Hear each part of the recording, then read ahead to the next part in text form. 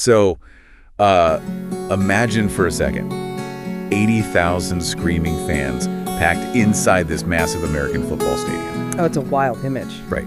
The noise is so deafening that the concrete is literally vibrating. Yeah. And the atmosphere has been completely hijacked. It feels like this hostile, intense European night. Yeah, totally. But, you're watching the 2026 FIFA World Cup, and the most crucial tactical battle of the entire tournament doesn't feature Brazil or Argentina or France. No, not at all. It's happening in this brutal, completely overlooked group stage clash between Australia and Turkey. Yeah, and the source material we're diving into today, it's titled Clash of the Underdogs, Australia versus Turkey 2026.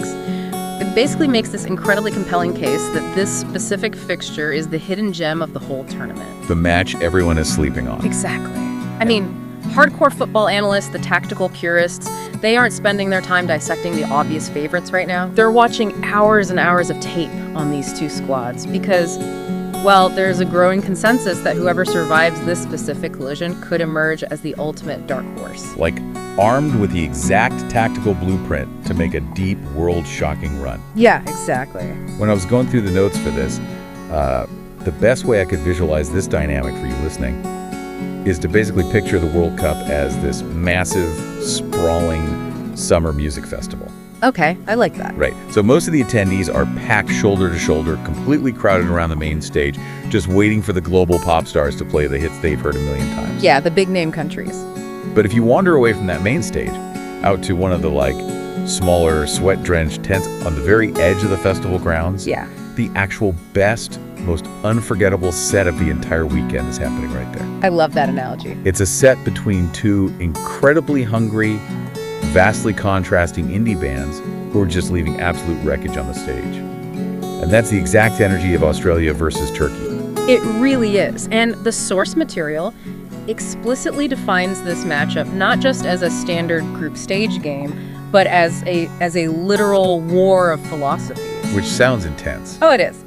We are looking at two completely opposite frameworks for how to manufacture success on a football pitch. You have the structurally disciplined, methodical, kind of rising force of the Australia squad. Right.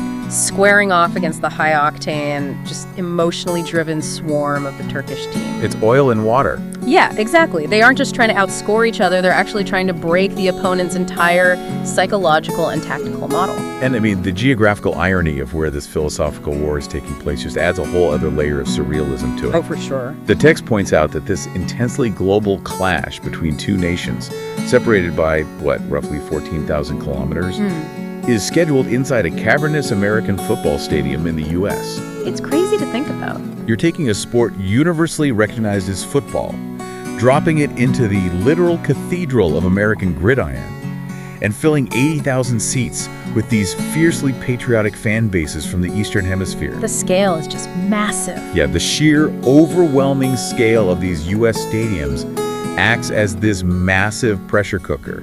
It just amplifies all the tactical tension on the pitch. And that environment is going to test both of these philosophies to their absolute limits. But we should probably look closer at what the source actually means by a war of philosophies. Oh, let's break that down. Because often when that phrasing is thrown around, it's used pretty lazily. Right. I mean, when I first read War of Philosophies, my immediate cynical thought was like, okay, is this just polite, pretentious analyst speak for one team parking the bus in a low block for 90 minutes while the other team runs around playing chaotic, unstructured football? Which is a fair assumption, but the text pushes back on that heavily. Okay, so what is it actually? It's a battle between structural discipline and emotional momentum. Got it. So a structurally disciplined team is deliberate.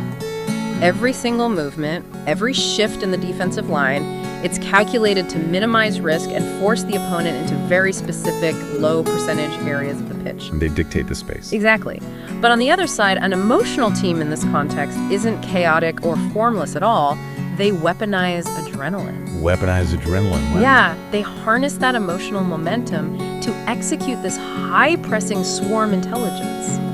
They push the game to a physical and psychological pace that intentionally breaks down the opponent's calculations. So they want chaos. They thrive in the centrifuge. They want the game to spin so fast that the structured team basically loses its grip. Okay, so to survive a centrifuge like that, you can't just be defensive. You have to be mechanically flawless. Exactly. And the text points out that Australia has essentially rebuilt their entire structural spine under their manager, Tony Popovich.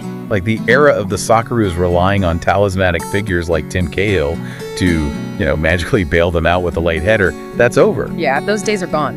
The source uses the word regenerated. It specifically notes that this squad is no longer operating with that happy to be at the World Cup mentality. Right, they have teeth now. They have a distinct, aggressive point to prove, and they're doing it through relentless, organized structure. And that structural regeneration relies entirely on the personnel executing it. I mean, the source breaks down this new Australian spine, starting right at the back with veteran goalkeeper Matthew Ryan. Yeah, he's crucial. In a system built to absorb intense pressure, the goalkeeper can't just be a shot stopper.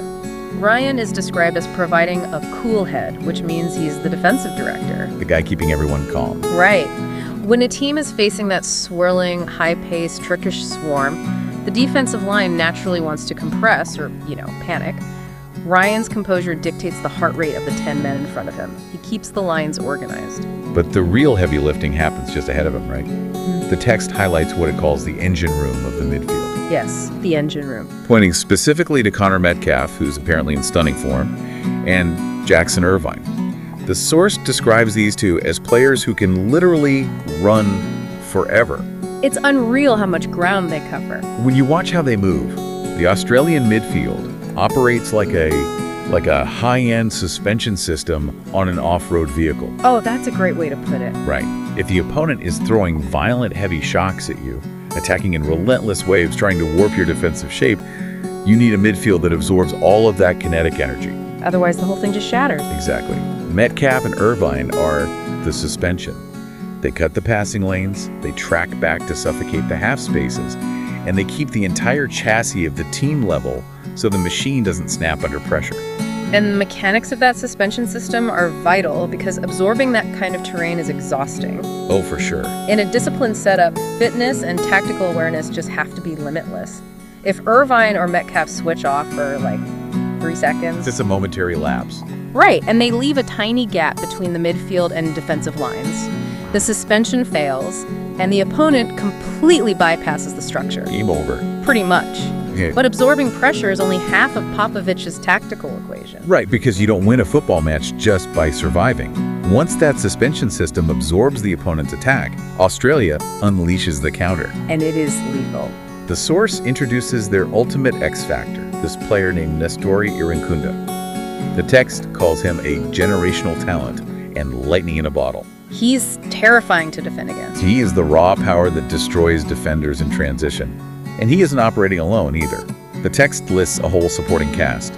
Jacob Italiano, Aidan O'Neill, Jordan Boss, plus a potential surprise inclusion in young prospect Patrick Beach. A lot of attacking depth. Yeah, they provide the width and the searing pace required to make a counterattack lethal. And the thing is, the entire Australian squad is explicitly engineered for this exact sequence. They are a coiled spring. Just waiting to snap. Exactly. They sit in that structured block, just daring the opponent to overcommit. They want the opposition to push their fullbacks high up the pitch, compressing the spring tighter and tighter. And then. The second the opponent loses the ball, the tension releases.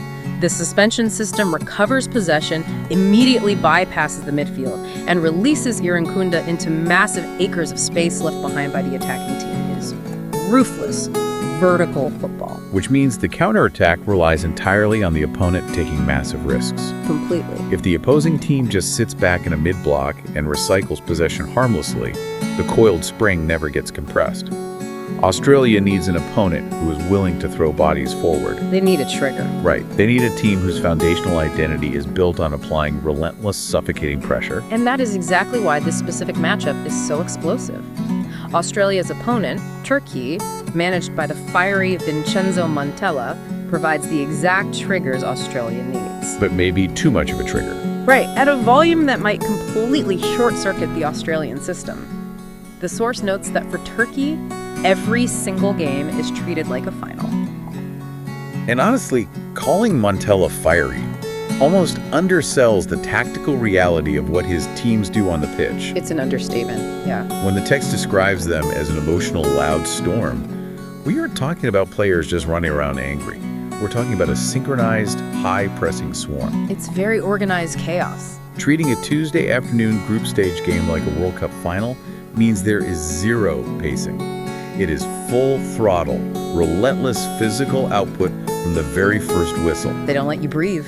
They're trying to create that centrifuge effect we talked about earlier, spinning the game so wildly that the Australian suspension system eventually cracks under the sheer G-force. And executing that kind of swarm intelligence requires immense psychological energy. Not to mention players with incredible technical precision to capitalize on the chaos they create. Right, you need the skills to back it up. Exactly. The source highlights the maestros Montella relies on to navigate this storm. First, you have their captain, Calhanoglu, who provides critical midfield control. He's so important for them. Absolutely, because against a disciplined Australian low block, breaking through from open, flowing play is notoriously difficult. It's like running into a brick wall. Right. Often, the only mechanism to breach a defense that refuses to lose its shape is a dead ball situation. And Calhanoglu is cited in the text as one of the best set-piece takers alive. Which drastically changes the rules of engagement for the Australian defense. Oh, completely. Because if you have Calhanoglu whipping in these pinpoint deliveries, the Australian defenders can't afford to make a single rough challenge anywhere near their own penalty area. They have to be flawless. Right. They have to defend the swarm perfectly without fouling for 90 minutes. The mental fatigue of that is just staggering. It's exhausting just thinking about it. And while Calhanoglu controls the tempo, the text also points to a young prodigy, Yildiz, who it says glides across the pitch, along with another massive threat off the bench, Güler. The phrasing glides across the pitch is just a perfect description of Yildiz's tactical role. How so? Well, while the rest of the Turkish team acts as the high-intensity swarm, pulling the Australian defenders out of their designated zones, Yildiz finds the pockets of quiet space left behind. He sneaks in. He exploits the seams. If Irvine and Metcalf are pulled wide to deal with the pressing triggers, Yildiz glides into that central space, receives the ball on the half-turn, and immediately breaks the defensive lines. That's deadly. And Güler operates similarly. He offers this devastating injection of creativity late in the game when those Australian legs are heavily fatigued. My instinct here, though, is that playing on that kind of emotional edge inevitably leads to critical mistakes. It's a high-wire act, for sure. I mean, a high-pressing swarm inherently leaves massive gaps at the back. Yeah. If you're constantly pushing the game pace to a frenzy, you're basically handing a team built on counterattacking the exact spaces they want to exploit. That's the danger. Irankunda is just waiting for one misplaced pass in the midfield to run into 50 yards of open grass. And in a vacuum, you are entirely correct. The emotional momentum model is incredibly vulnerable to a disciplined counterattack. So it's a huge risk. It is. A missed tackle, a fullback pulled 2 steps too high, that is the exact trigger the Australian spring needs. But the source material introduces a massive external variable that fundamentally alters this tactical equation. The fans. Yes! The fans. The way the text describes the atmosphere is incredibly evocative. It literally says, when you watch the Turkey game, you aren't just watching sport, you're watching a nation hold its breath. It gives you chills. It refers to the Turkish fans as the 12th man, and explicitly claims they have the power to turn any neutral venue into a home game. And the 12th man isn't just like a romantic football cliche, it's a tangible psychological mechanism. It actually affects the play. Absolutely. When you have 50,000 people producing a deafening roar every single time a Turkish player wins a 50-50 tackle, it injects a literal shot of adrenaline into the squad. So they don't get tired as fast. Exactly. It physically sustains the high press way longer than standard stamina should allow. Wow. And conversely, that wall of sound presses down heavily on the opposition. It disrupts communication between Matthew Ryan and his backline. It even influences the referee's subconscious decision-making on 50-50 fouls. So Popovic's structure isn't just fighting the players. Right. Popovic's tactical structure isn't just being tested by the 11 guys on the pitch. It is being battered by the atmospheric pressure of an entire stadium willing the swarm forward. So we basically have the classic physics paradox playing out in real time. Unstoppable force meets immovable object. Exactly. You have Turkey's relentless, high-pressing centrifuge crashing directly into Australia's highly engineered shock-absorbing low block. Something has to shatter. Something's got to give. Yet, when you look at the predictions in the source text, analysts and statistical models point to a painfully tight match. Yeah, it's too close to call. Most are actually predicting a draw. The numbers suggest a complete toss-up because the strengths of one team perfectly mirror the vulnerabilities of the other. The statistics reflect a delicate, highly volatile equilibrium. Tactically, they cancel each other out. So who wins? Well, the source synthesizes this beautifully by concluding that this matchup will not be decided on a whiteboard. It completely transcends tactics. Let's go ahead. The ultimate decider here is pure mentality. Will Matthew Ryan's organizational calm and the Aussie defense maintain their rigid shape, absorbing the pressure until they can release Irankunda? Or will the sheer, overwhelming psychological and physical force of the Turkish swarm shatter Popovic's structure? Man, for anyone listening who's looking at the massive, bloated schedule of the 2026 World Cup, trying to figure out which group stage games actually matter, the text is definitive. Oh, absolutely. This is the match to circle in thick red marker. It promises what the source perfectly describes as beautiful, beautiful chaos. I can't wait. No matter how you search for it, like Australia versus Turkey, Turkey versus Australia, Australia-Turkey World Cup, the algorithms are going to point you toward a blockbuster tactical collision that demands your full attention. And clashes of this magnitude, where opposing philosophies are stress-tested so violently against one another, these are where tournament-defining moments are forged. The crucible. Exactly. The winner inherits a template of resilience that often propels them deep into the knockout stages. So just to quickly recap the tactical map we've laid out today for you. Okay. We started by dissecting the regeneration of the Socceroos under Tony Popovich. The immovable object. Right. They built this rigid defensive structure anchored by Matthew Ryan, protected by a relentless midfield suspension system in Metcalf and Irvine, and armed with the explosive coiled spring counterattack of Nestori Irankunda. And on the other side, We unpack the mechanics of Vincenzo Montella's Turkish squad, the unstoppable force, a synchronized, high-pressing swarm dictated by the set-piece mastery of Kalhanoglu and the space-exploiting glides of Yildiz. two complete opposites. And then, we drop both of these systems into the massive high-pressure cauldron of an 80,000-seat American stadium. Which brings up a really interesting point. Drawing from that final detail about the stadium environment, there is a fascinating underlying premise in the source text that honestly demands further thought. What's that? The source asserts as a matter of fact that the Turkish fans will act as a 12th man, effectively turning a neutral venue in the United States into a home game. Right, the acoustic warfare. Yeah. When we apply that to the broader landscape of modern globalized sports, it forces us to question a foundational concept of athletic competition. Wait, you mean, if the raw, sustained passion of a traveling fan base or like a highly mobilized local diaspora can completely hijack the acoustics and the psychological pressure of a massive neutral site halfway across the world? Does traditional home field advantage even exist anymore? Wow. Yeah, then the entire concept of home field advantage is basically obsolete in the modern era. We've always defined home advantage by geography, by who literally owns the stadium. Exactly. But in a hyper-connected, globalized tournament, the advantage doesn't belong to the host nation. It belongs purely to the side with the most emotionally relentless diaspora. Yes. If your fans can synthesize the hostility of Istanbul inside a corporate NFL stadium in North America, the physical coordinates on the map don't matter at all. The home field is entirely psychological. That is the exact reality these tournaments are shifting toward. It is no longer about where the pitch is located, it is about who can exert the most atmospheric dominance over it. That completely rewrites how you have to analyze crowd dynamics the next time you watch a mega tournament. You aren't just looking at ticket sales, you're looking at acoustic warfare. It's a whole new game. It really is. Yeah. Well, thank you for joining us on this deep dive. Keep your eyes peeled for that indie tent at the edge of the festival, because this specific clash of the underdogs is going to shake the foundations of the tournament. We'll catch you on the next deep dive.